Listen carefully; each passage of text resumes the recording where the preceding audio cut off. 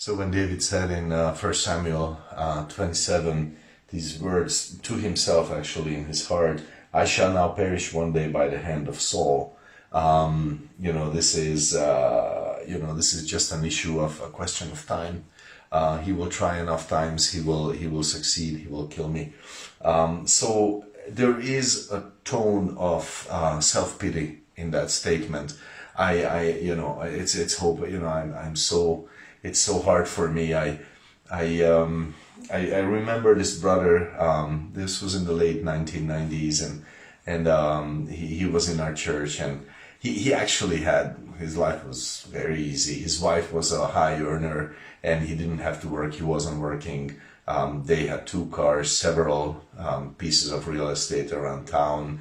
This was the late 1990s. This was not typical. This was unusually well off in those days, and yet he was complaining all the time. He always had like a beef with everything. He always had a problem with everything. It was so strange to watch because most of us had nothing, but we were just rejoicing very much in the fact that we have a church, we have a family, we're in the family of God, and we enjoyed and we ministered and so on. And it was interesting to see the difference. Not that we were perfect or anything, but self-pity, it's such a powerful poison, and there is never room for it in the believer's life, never ever.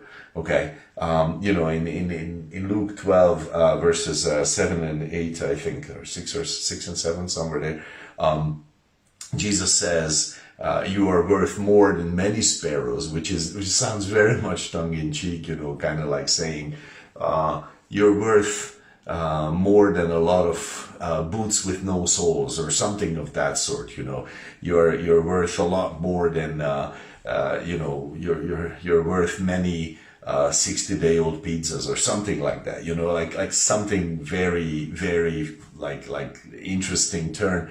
But he's basically saying you are worth a lot, but he's also teasing with it, and he's saying, guys, just don't be so focused on yourselves. This is not so much about you.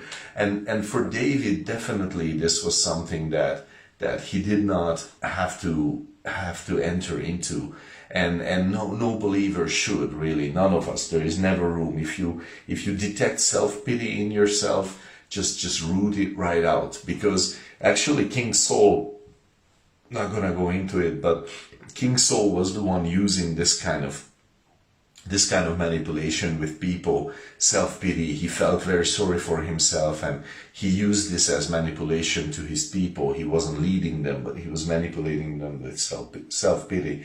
And it's interesting that somehow maybe that infected David in his thinking, though this was not typical of him over his life. But at this point, he is I think chapter 28, the first verse, he says something like, there's only a step between me and death.